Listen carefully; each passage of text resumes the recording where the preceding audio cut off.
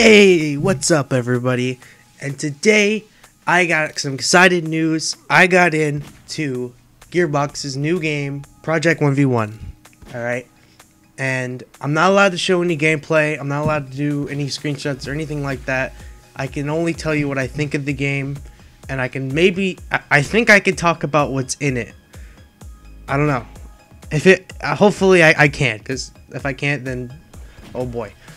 But so what Project 1v1 is it's kind of like an Unreal Tournament kind of game, like style, but don't let that turn you off, okay? But you have deck building where you can pretty much make your own deck and like your own builds, and it's actually really cool. Now with that being said, let's get into sectioning this game. So one of the most important things of an FPS game is the gameplay, and I can safely say the gameplay is very good. One of my favorite things is depending on what weapon you have, is kind of like your mobility set. Like not only is the weapon used to kill stuff, but it's how you move. And when you move, it's kind of like every weapon has a different pattern on how you move. It's very interesting. Like example, you can rocket jump with the rocket, of course. But with the railgun, it's really cool. So wherever you shoot, when you shoot the railgun, it leaves a line, right? And if you right click, you can ride your railgun shot. It's really crazy. It's really weird.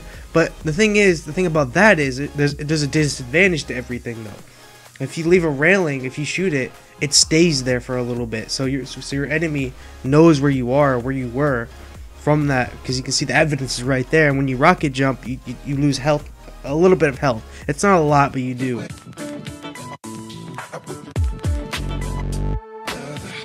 So the first map I want to be talking about is the swamp map, and you can see pictures of these via the transitions, because those are public. You know, they're not from the game. Like I didn't actually go in the game to take those pictures.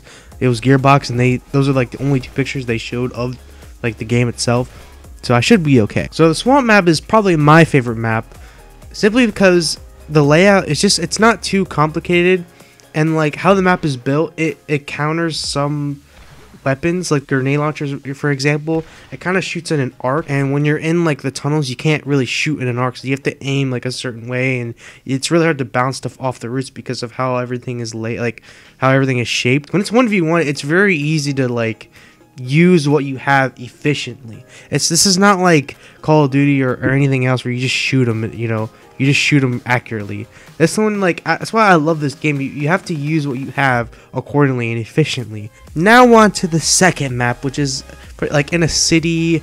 It's like really tiny, and so this map I don't like this map as much because I'm not used to it yet. Every time I go up against somebody in here, it's like I keep falling in this one hole in the middle of the map. It's at the bottom floor. You don't really notice it, but it kind of looks like there should be glass there, but there isn't. So when you like walk it, you just fall right off and you die. And when you die, it doesn't matter if they did damage to you or not. The point goes to them. So I always lose on that map, because I'm not really used to it yet.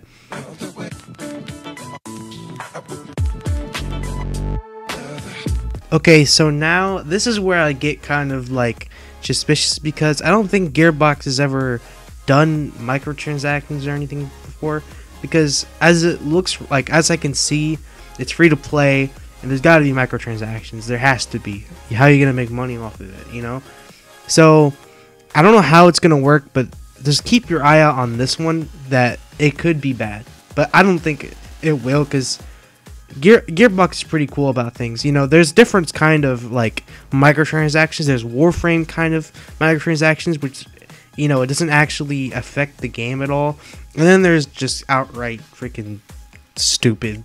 I can't think of a really stupid free-to-play game that's ridiculous. But with all that set aside, how are the cards? Well, I can say, have you ever wanted to make Tracer, right? But you wanted to give her a grenade launcher? Well, in this game, you can. That's my favorite thing about this game. You can literally imagine like Overwatch, but you can create your own character with their own abilities. So if you like Winston's bubble ability, bring it over here.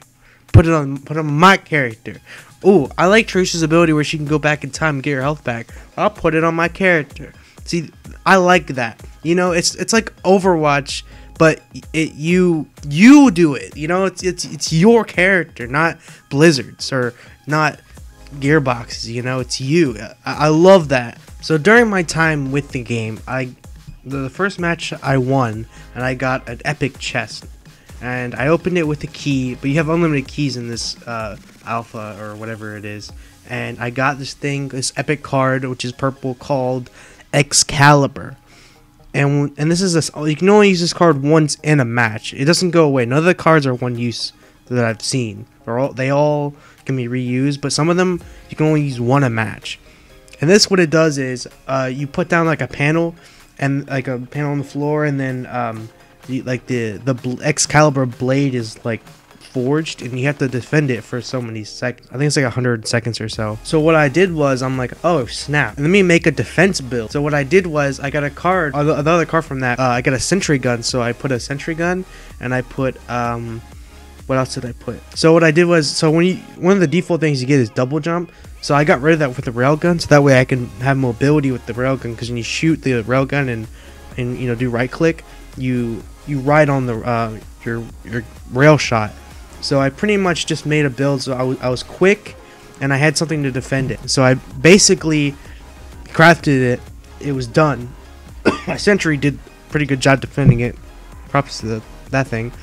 And I got it, and oh my god, you just go ham. So you pretty much grab it and you're like really powerful, and when you swing you just go flying. It's really, really satisfying. It's hard to control. I mean, you're gonna have to practice. You're not gonna be able to, like, anyone. It's not like Destiny where anyone who has a super can, like, anyone can use their super and get a kill with it. Or here, that you gotta have to, you know, you really have to know how to use it.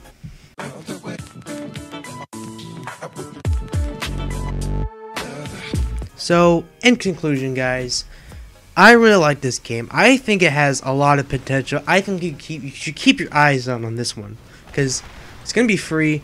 You can play it, but you never know. The microtransactions could get a little out of hand, but we don't know. You know, I have faith in Gearbox. I love Gearbox since Borderlands 1. As you can see from these clips, I went back and I got some mods, you know, just to go back and have something new and, you know, refresh the game for myself, I guess. But one more thing I want to say is thank you, Gearbox. Thank you, guys. I really appreciate you all for letting me, you know, be able to play these games early. Maybe I just got lucky. Who knows? You know, because, you know, my channel's not that big.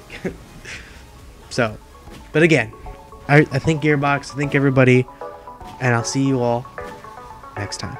Peace.